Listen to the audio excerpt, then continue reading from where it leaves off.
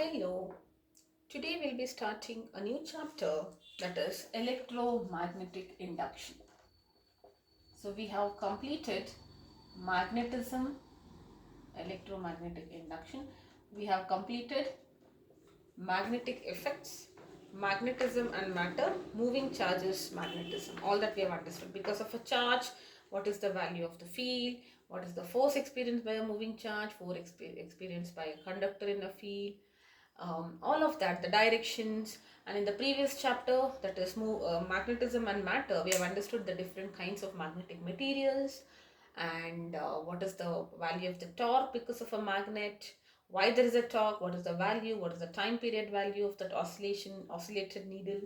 All of that we have understood, correct? So primarily we started physics with electrostatics. The first three chapters are related to electrostatics, capacitance and then current, electricity, and then we moved to magnetism. And in magnetism, what did we study? Wherever there is electric current, there is magnetic field which is created, or that electric current conductor behaves like a magnet because it's creating a magnetic field. And that was given by Hans Christian Ørsted, right? Now in the year, soon after Hans Christian Ørsted told that wherever electric current, what Hans Christian Ørsted told, he told you that electric current gives rise to magnetic field. And soon after that, Michael Faraday, Michael Faraday, within 10 to 15 years after Hans Christian Ørsted told that electricity leads to magnetic field, he discovered the converse effect. If I have a magnetic field, can I generate electric current? All right. So, and it was possible. So I cannot say that wherever there is magnetic field there is electric current. There is a slight catch to it, but yes. So if from electric current I can create a magnetic field, from magnetic field I can generate electric current as well, and this process is what we call as electromagnetic induction. Okay, so what is electromagnetic induction? It is the phenomenon in which the process, or the phenomenon in which a changing magnetic field or flux. Now we have to define flux for that. For now I will write it. A changing magnetic field. To be specified, it should be flux in a conductor induces an EMF,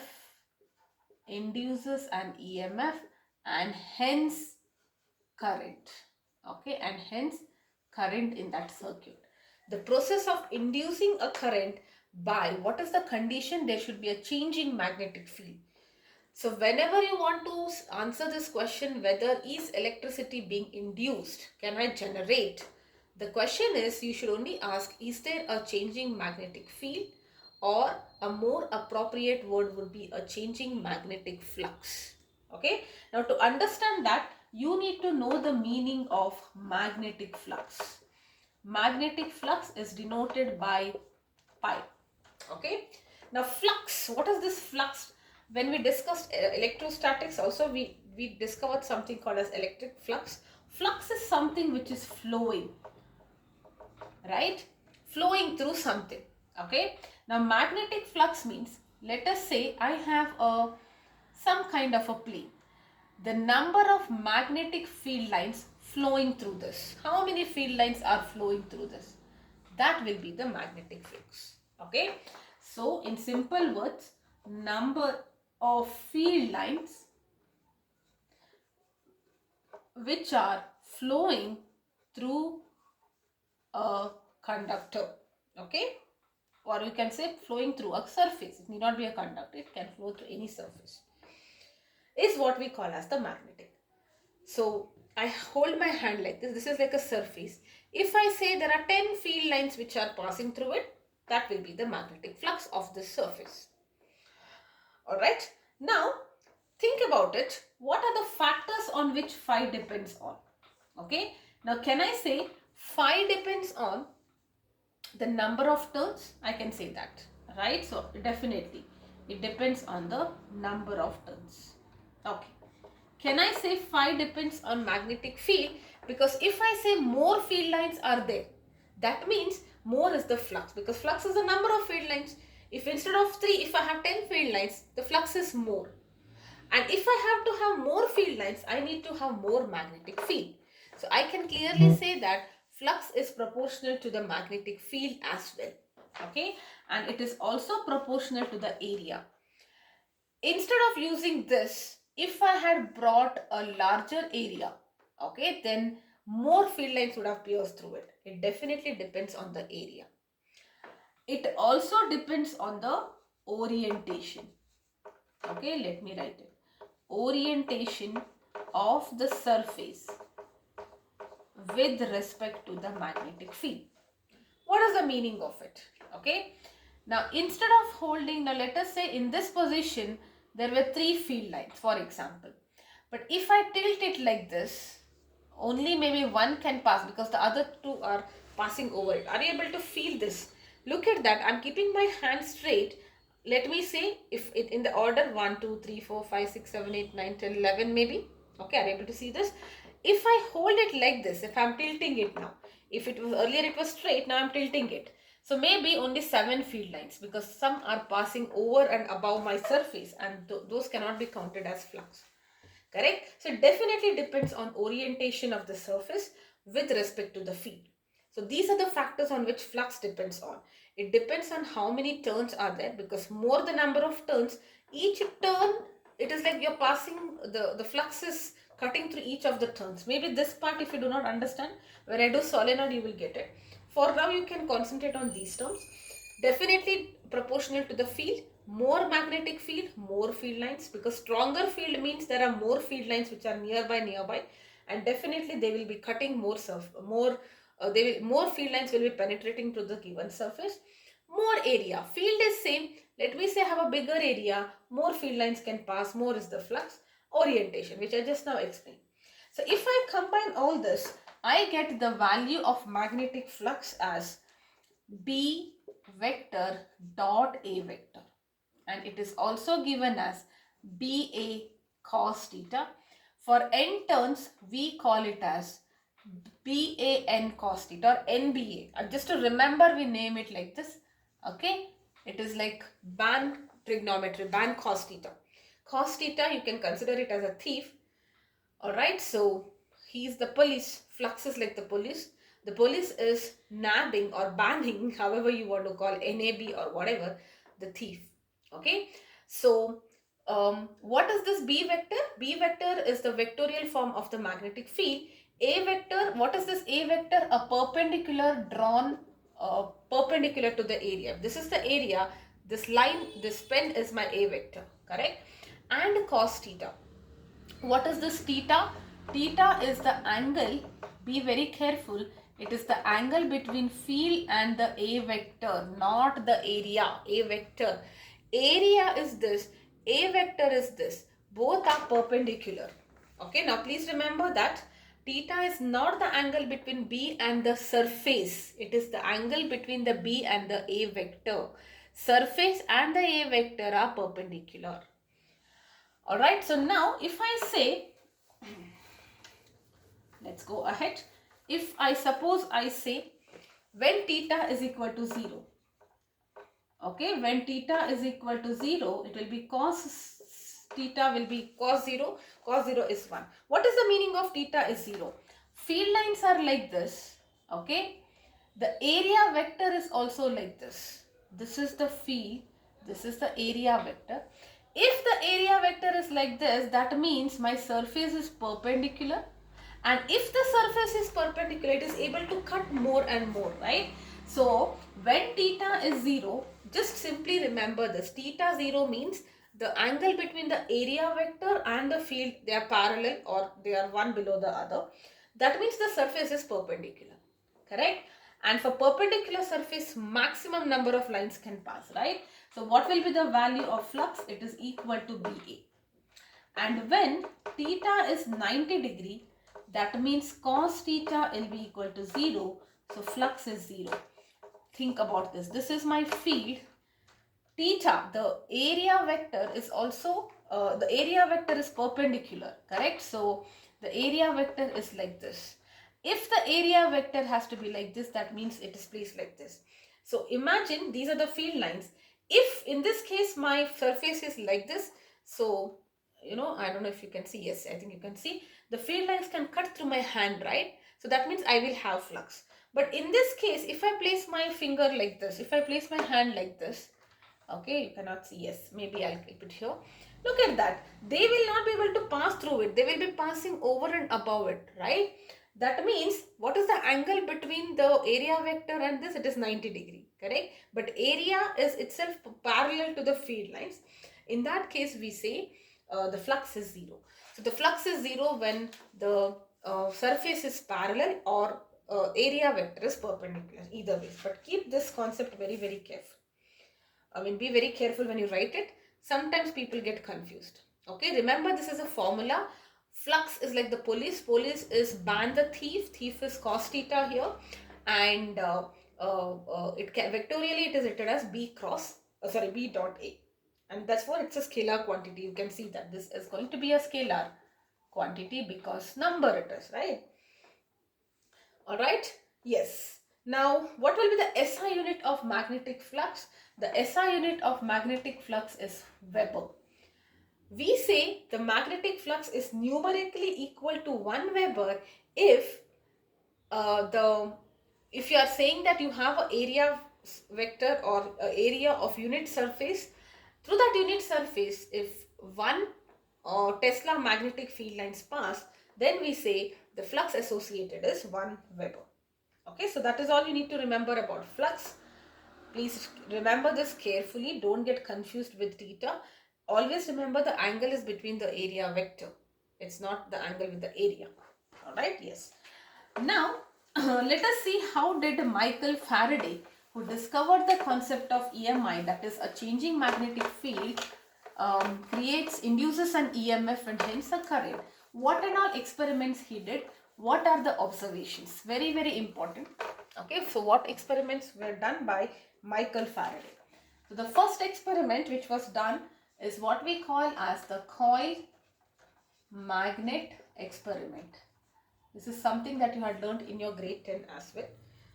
So you have a coil like this, okay, and this coil is connected to a galvanometer. Remember, galvanometer is used to measure small currents. Let us say this is C and this is M. C is a large coil of several turns, and there is a coil and there should be a magnet. So then let me say this is a magnet NS. Alright. Now, this is my coil which is connected to a galvanometer. Let us say there are some turns. There are some number of turns. Alright. And what you are doing, this magnet, you are bringing it closer. You are physically moving this magnet. This is fixed now. You are bringing this magnet. Imagine this to be the north pole of a bar magnet. So I am bringing the magnet closer and closer to the coil. Correct? Now, what will be the observation? What happens? Let us see. We will write all the points in terms of observation. Alright? When you bring the magnet, it doesn't matter north or south pole. For now, let us not worry about the whether it is anti-clockwise, clockwise, direction related, we will not understand. First, we will focus on the concept. Okay? So, when the magnet is brought closer to the coil, you see that the galvanometer shows a deflection. That means there is current induced. Okay, so bringing it closer, there is current induced. Okay, we will answer all of this why part later. We are only noting the observations. When the magnet is moved away from the coil, again there is deflection in the opposite direction. When you are bringing closer, if it was deflected to the right, when you are moving it away, it would deflect to the left. Alright. Similarly, deflection is also observed. You see there is a deflection when the magnet is stationary. Okay, the magnet is stationary and the coil is moved towards or away. Okay, to and away from the magnet. That means what are you doing? You fix the magnet, you move the coil away. When you bring the coil away, you will see galvanometer is showing in one direction. When you move it back, it will deflect in the opposite direction. Okay. Now, fourth point, if there is if the movement, if this relative motion, we say relative motion because if both of them are going with same speed, we say that there is no relative motion. Okay, so if there is relative motion between the coil and magnet is faster, then you say that there is large deflection. That means there is large current. That means if you are moving it slowly, maybe it deflected only this much. If you are really bringing it faster like this, maybe the deflection is larger, which means larger current. So the rate, okay, we will come to that later. We are only noting the observations. And the last observation is that there is no deflection if both the coil, that is the galvanometer or the coil, okay, both the coil and the magnet are stationary or relative motion is zero. Okay, that means I'm not moving, I'm just bringing this magnet and keeping it. Then there will be no deflection. Or I am moving both of them but together, you know, like this. Nobody is going fast, it's like this. This is the case when you say relative motion is zero. Whenever the relative motion is zero, we observe that there is no deflection. I'm clear? So when the magnet is going slowly towards the coil, there is deflection. Away, deflection in the opposite direction. Keep the magnet fixed, move the coil towards, deflection in one direction, coil away, opposite direction.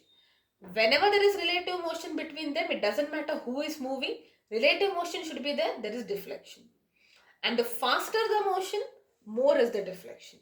When there is both are stationary or no relative motion, no deflection. Okay, this is the observation. Let us now understand the explanation for all of this. Why are we seeing this? Alright, so what do we see? What is happening in all the first three cases?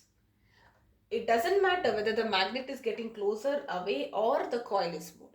In all the three cases, you see that whenever there is relative motion between the coil and the magnet, you see that the flux linked with the coil is changing.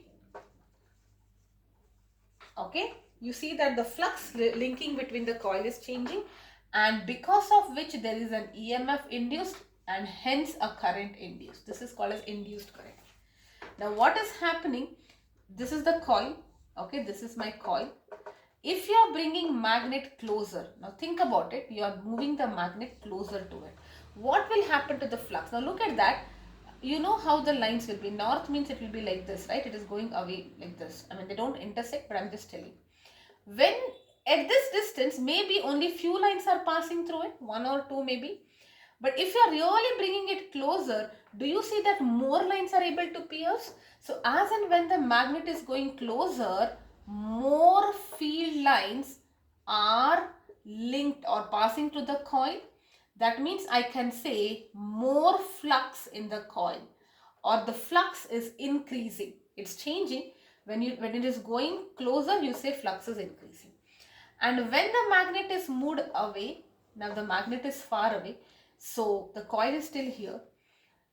Maybe only one or two lines can pass because most of them are going out like this because it's curved, it's not straight, right? If it was straight, if the lines were parallel, then it doesn't matter. As long as it's in the same horizontal level, it doesn't matter. But the field lines are not, they're curved. So when you bring it away, these and all go over and above. Very few lines can pass through it. That means the flux is reducing. Okay, so in both the cases, the flux is changing, and whenever there is changing magnetic field or changing magnetic flux linked with the coil, EMF is induced. So what happens if you're moving the magnet closer? The flux is increasing and hence an EMF is induced. When you move it back, flux is decreasing, even then an EMF is induced. Now why this happens is something to do with the quantum physics, where at the electron nucleus level something is happening because of which the electrons are set to motion, but we will not get into that. We only have to know this part, that whenever the flux linked with the coil is changing means it can increase or decrease. There is always an EMF or an induced current. And the same thing happens when magnet is kept fixed and you are moving the coil. If the coil is getting closer, that means more field lines, more flux. When the coil is moved away, less field lines and less is the flux. Alright. Now, whenever there is relative motion, it lasts only if there is no change in the flux. Why there is no deflection here? The deflection is not there because there is no change in the flux. The flux is constant. So for the constant flux, there is no EMF or no current. Okay, that explains this. And if the rate of change of flux, okay, flux is faster, more is the current, and that explains the fourth point, more current. You're moving faster, that means it is quickly changing from 3 to 5, 5 to 10, it's changing. That the change in the flux is happening quickly. If the change in the flux is happening quickly, more is the EMF, more is the current which is EMF, and hence the current which is induced. Okay, so this is the first experiment, that is coil and the magnet experiment. Let us now understand the second experiment here.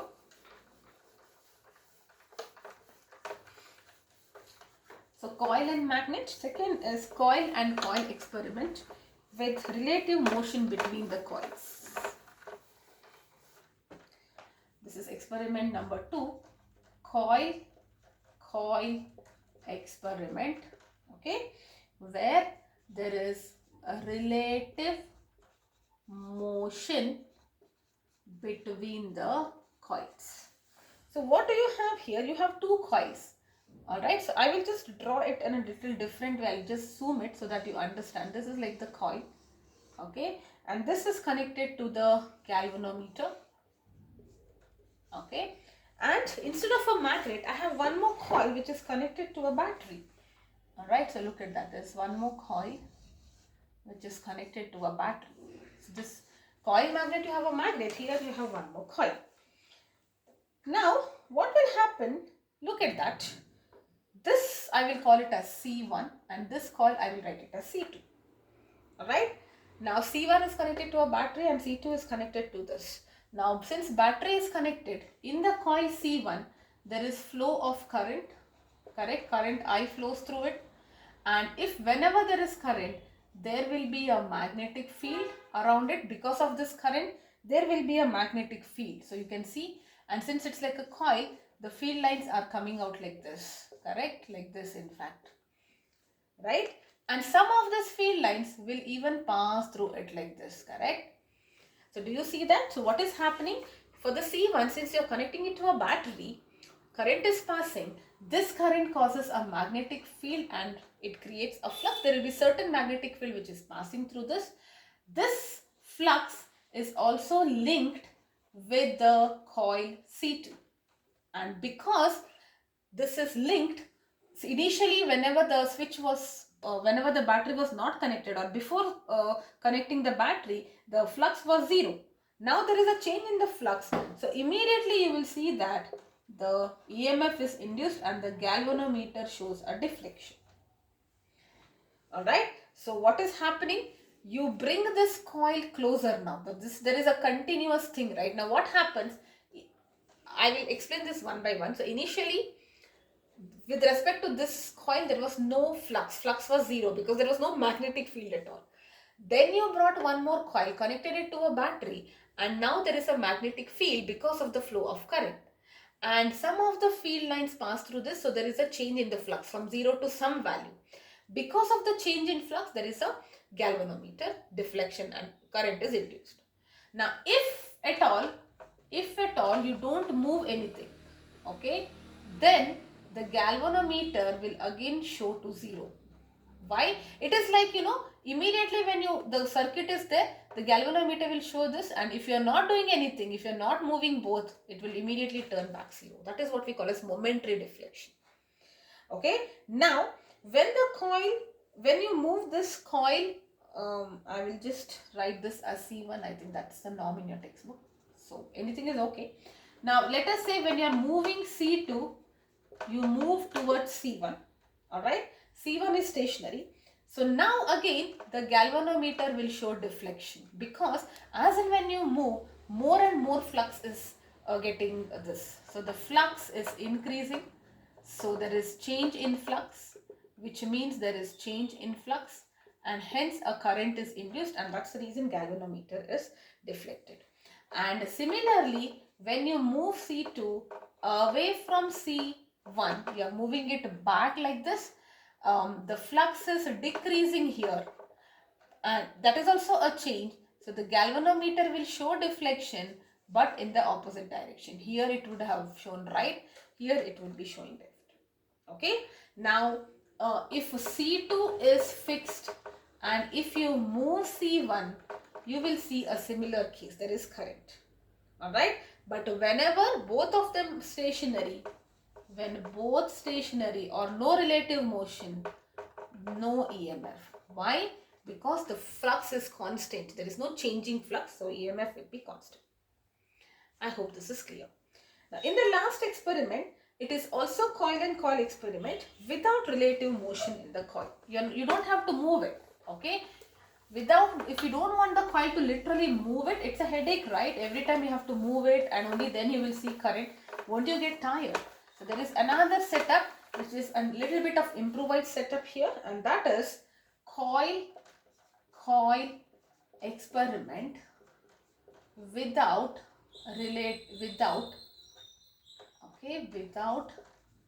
relative motion between the coils. Now it's the same setup. You have a coil which is connected to your galvanometer, alright, and this is what we call as the secondary coil, by the way, but we will come to that later. And there is one more coil which is connected to a battery, but this time we have a switch also. Alright, now what happens, you turn, this is, I will call it as primary here, okay. So in the primary coil there is a key, and when you turn the key on, key is like the switch, there is current which is flowing, and when the current flows, there will be a magnetic field which is being produced, some of it getting linked. So there is a magnetic field which is produced in the primary, and this magnetic field will be linked to secondary coil also. So with respect to the secondary coil, now there is change in flux, right? Because initially it was 0. Now there is change in flux, so the galvanometer will show a deflection. Alright. Now you have just turned on the switch. It will show a deflection, and if you are just turning the switch on, then it will go back to 0. Momentary deflection. Why? Because after some time it is on, it is the same magnetic field, it is the same amount of flux which is passing. So there is no changing flux.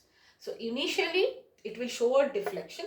If the switch is still in the on position, it will deflect and then change into 0. Right? But what if you want to have this EMF to be continuously generated, if you want this EMF to be continuous, you need to turn the switch on off. Okay, on off. What is happening? Field, no field, field, no field, flux, no flux, flux, no flux, changing flux, yes, that means there is current. Alright, so whenever you think, when you keep the switch on or only in the off position, the flux is going to be constant, and whenever the flux is constant, no EMF. Alright, a change, now this is a phenomenon where there is a field which is created by changing the current. When you are turning on and off, you are changing the current. Changing current will be changing a magnetic field. Alright. Now you only have to understand this thing. So don't you see it's the improvisation? In the previous thing you had to move the magnet, then you are moving the coil. Now you don't have to move, you just have to turn on and off the switch. That's all. Correct? The induced EMF will be only there as long as the flux linked with that conductor is changing. If the flux linked with the conductor, whatever means, if it is not changing, there will be no continuous induced EMF and current. Alright. Now that we have understood that, if you have a changing magnetic flux linked with the conductor, whatever ways, take a magnet, electromagnet, switch, whatever, there will be an induced EMF. Faraday, in the form of Faraday's law, he gave you the value of the EMF induced, magnitude of the induced EMF. What is the value of the induced EMF? That is what he gave. Alright. And he said that EMF is equal to, you can write it like this, d pi by dt, change in the d pi by dt, or if you want in terms of limit, you will write limit delta t tending to 0 delta pi by delta t, which is nothing but d pi by dt. Correct? So what did he say? The magnitude of the EMF which is induced in a circuit at any time is equal to, the magnitude of the EMF is equal to the rate of change of flux, and that is what we observed, right? If the change is happening very fast, more is the thing. It is nothing to do with only the number of flux, how many field lines, it's also how fast it is happening. Correct? So the EMF induced in a circuit is directly proportional to the rate of change of flux linked with that circuit at the given time instant. And if you have n turns, you write it as n d pi by dx, where n is the total number. It's capital N. Most of the formulae till now we have been using small n, which is capital N pi L basically. Right? So yes. Alright, this is Faraday's law. Now in most of the textbook you will see a minus sign. That minus sign is coming only when we think about direction, and direction is given by Lenz's law. Okay, Lenz's law gives you the direction. What is the meaning of this? If you are moving a magnet here, the current is induced and it's an alternating current. Whether it will flow in the clockwise direction or anti-clockwise direction, or whether the conductor behaves as if it is behaving as a magnet, where is with the north and the south pole, that direction is given by Lenz's law. And because of Lenz's law only you have a negative sign here. I will explain Lenz's law and then we will put the negative sign there. Okay, so what does this Lenz's law tells you? The polarity of the EMF which is induced in a circuit because of the changing magnetic field is such that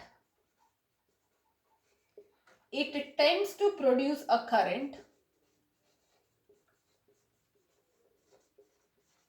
It tends to produce a current which opposes the change in the magnetic flux or opposes the cause. Okay, that is the changing magnetic flux. The polarity of the EMF induced is in such a direction that it tends to produce a current. The EMF will always produce a current. That current will try to oppose the very cause. Okay, now what is the meaning of it? Let us say you have an EMF which is induced in a coil. Now EMF can be induced only if there is a changing magnetic field. Changing can be increased or decreased. Let us say you have increased your flux. By increasing the flux you have induced the EMF. Then what will happen? It will induce a current also. So the induced current will produce a magnetic field which will try to weaken the flux. I repeat, understand this perfectly. Once I do one question, you will get to actually feel this. Okay, Lenz's law. I will be just doing this Lenz's law. We will take up 1-2 questions and we are sorted. Okay. So what is the Lenz law telling you? It gives you the direction of the current which is induced and direction of the EMF also. So if at all my reason for EMI or EMF induction was the increasing flux, then this induced EMF will produce a current or induce a current which will create a field to weaken the flux. You know, whenever there is induced field, it will, whenever there is current, there is an induced field. This field will try to reduce this. It is always opposing the cause. Because if I just go on building up, if it is increasing, then it is like from one thing you are getting so many things, right? You are getting some infinite EMF, which cannot be the case. Alright. So similarly, conversely, if the EMF was induced by decreasing the flux, that is like you are moving the magnet away. Even in this case, there will be a current which is induced. That induced current will produce a field which will strengthen the flux. Because the flux was decreasing, it will try to increase the flux. Alright. Because of this, you will have this Faraday's law is modified with a negative sign to consider this changes, that you know there is always it is opposing the cause. That minus sign is just trying to consider this opposition which is caused to this very cause of it. Alright. Now I'll just give you an example. Let us say this is the coil and this was your galvanometer. I will just take the example of a magnet only, and let us say the magnet is coming towards. Alright, now if the magnet is coming towards, what will be the direction of the flux? The direction of the flux is like this. The flux is coming towards, right? It is moving towards. There are more and more fields. And the direction, this is the direction of the flux, and this flux is increasing. I will explain it in two ways. Both the ways should be easier for you. Alright. So if the north pole is moving towards the coil, the flux is in this direction because it's going in this direction. You're moving in this direction and it is increasing. The more field lines are piercing through it, it's increasing. Now, in which direction, whatever current it is inducing, that will try to create in this direction. The field which is induced here because of the current which is induced will be in the opposite direction. It will try to decrease that, weaken that flux. And if it is weakening, if the field is in this direction, it has to be like this. What is like this? This is anti-clockwise. So that means the current will flow in this direction, that is like this, anti-clockwise direction, right?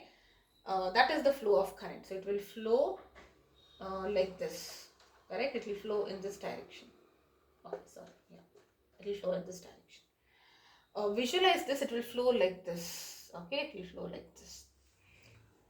Alright, another way of understanding is that if a north pole is coming closer, this has to oppose the north pole. If it has to oppose the north pole, shouldn't this behave as a north pole? And you have studied in 10th grade that whenever the face of a circular coil, now this end is like a circular coil, if it is behaving as a north pole, the current is anti-clockwise. And that's exactly what you have even when you consider this right hand thumb rule. If the EMF field induced because of this is in this direction, the direction of current is like this, which is also anti-clockwise. Okay, now let us consider this also, that if you say this north, the magnet is moving away, okay, you are moving it away. So where is the direction of flux? Flux direction is in this direction only, but it is decreasing. The flux is coming in this direction only, right? No matter you move it like this or move it like this, the flux is flowing in this direction, but it is decreasing. This decrease will create an induced EMF, induced current and a field which will try to increase it. Now if it has to increase, in which direction it has to do? It has to, the field shouldn't be in this direction because there is a decrease here. If it has to increase, it should be in the same direction. Here there was an increase, you had to decrease it. That's the opposites. Here there's a decrease, you want to increase it. That's why it's in the same direction. If the direction is same, do you see that it is clockwise now? So this will be in the clockwise direction like this. Okay. Or in other words, if the north pole is moved away, this will try to bring it back. Okay. So it will oppose the change. Don't go away. Come to me. If it has to bring it back, don't you think it should behave as a south pole? And for south pole, the direction of current is clockwise. You have studied this in the clockwise rule. Alright, so this is about the Lenz law. Alright, so if the north pole is coming towards, it will behave as a north pole. If the north pole is coming away, it will behave as a south pole. Okay, this end basically. This cell will be a north, this will be south, this will be south, this will be north. That's it. Whether which pole it behaves, it depends on whether the flux is increasing or decreasing. Alright, yes. Alright, now how do you change the magnetic field? I told you, yeah, that part I think we have done. We just have to now cover one or two numericals and we are sorted. Okay, so we did Faraday's law, which is E is equal to minus N d pi by dt. And Lenz law gave us the direction. Okay, we will do one or two beautiful questions and we are sorted. Okay. Alright, so let me take, there is a diagram given here where the field is in this direction. This is the direction of field and you have a surface, okay, this is the surface which is at 60 degree. That means the perpendicular is at 30 degree. Okay, I'm just writing it, but let us see. A plane of circular coil. So there is a plane of circular coil which is having 100 turns and the radius is equal to 0.2 meter. So this coil makes an angle 60 degree with the field, which I have mentioned. Okay, and the field value is 1 Tesla. Okay, it is rotated. This plane is now rotated. There is a plane. Imagine this to be a plane, and the board, the field is in the board. I can rotate it, right, any direction. That is what it is telling. So this is rotated. The plane, the coil is rotated to a position which is perpendicular to the field in 0.02 seconds. You have to calculate the average EMF induced in the coil in that time. Alright, so what is the meaning of this? This is the initial position. After that, you are rotating to some angle which is perpendicular and you are rotating it in 0.2 seconds. Within that 0.2 seconds, how much of EMF is induced? Alright, so first let us write everything. You know N, you know R. Let us find the initial angle. Okay, initial angle. Okay, I will just write it as theta. Do you agree theta is 30 degrees here? Though it is 60 degrees, 60 degree is the plane and we are worried about the area vector. This will be 30 degree, I have just mentioned. And what will be the final angle after it is rotated within these many seconds? This is like theta 1, I write it as theta 2. See, initially it was in this position. It is rotated to a position perpendicular to the field. That means the rotated like this. So what is the angle of rotation? Don't you think the angle of rotation will be the angle of rotation? I will not write it as final angle. I will write angle of rotation. Angle of rotation is 30 degree. From here it is made perpendicular to the field. It was already 60 degree. This will be 30 degree. So what is the final angle now? Now let us find what is the final angle.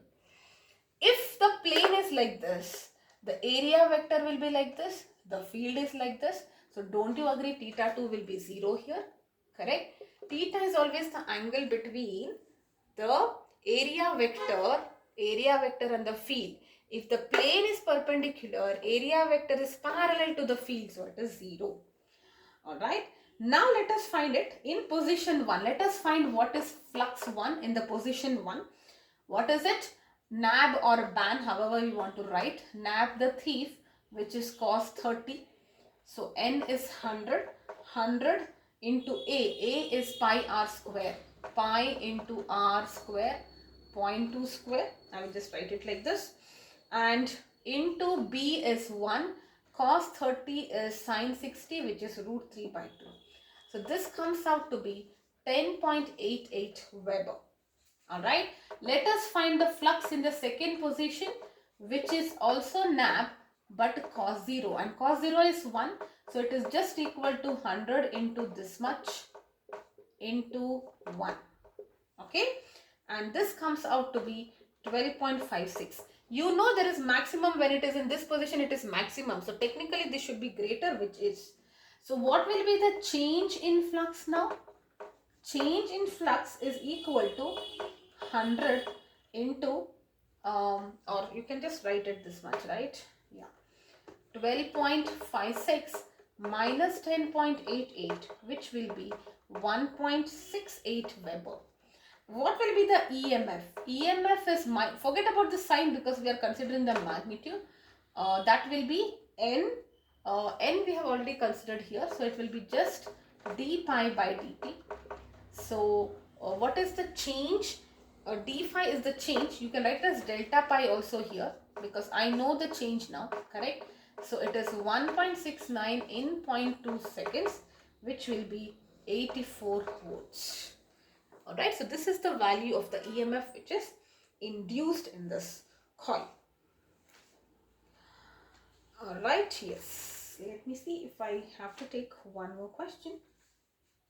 Okay, maybe I can combine field and basics of current electricity. I take up one more additional question here. And in the next topic, next video, we'll be talking about motional EMF.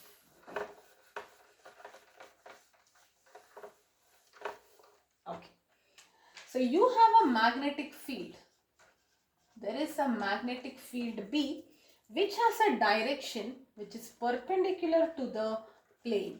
Perpendicular to the plane, remember it is parallel to the area vector. Anyways, plane which is made of a square copper, okay, square copper wire. Okay, yes. The wire has a radius of 1 meter. 1 millimeter is the radius of the wire. Alright, and the length of the wire is 40 centimeters. This 40 centimeter is made into a square. That means each is having 10 centimeter, and this area is 1 millimeter, the thickness. Okay, 1 millimeter. Alright, the magnetic field changes. The magnetic field is changing now. Okay, with time at the rate of changes at the rate of 0.02 Tesla per second. Isn't it nothing but this much? This is the rate of change. So it is dB by dt is 2.02 Tesla per second. What is the current induced? You have to find the value of the current.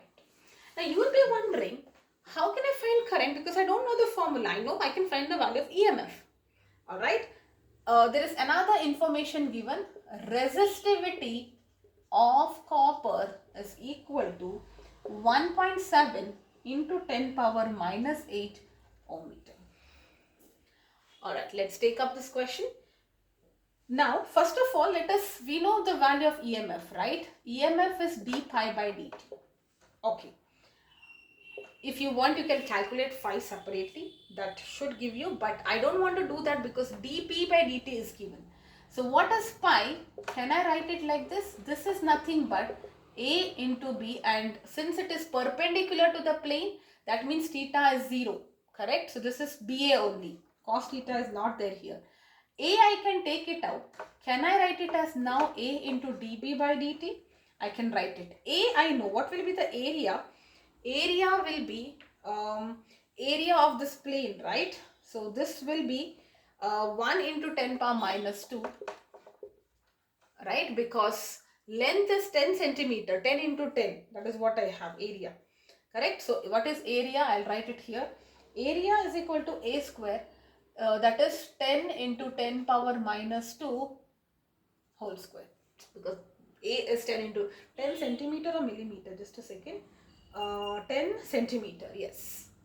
Alright, and that is what it is. Totally it is 1 into 10. 1 minute. 10 centimeter is not 10 power minus 2. Okay, so 10 centimeter is 10 power minus 2, yes.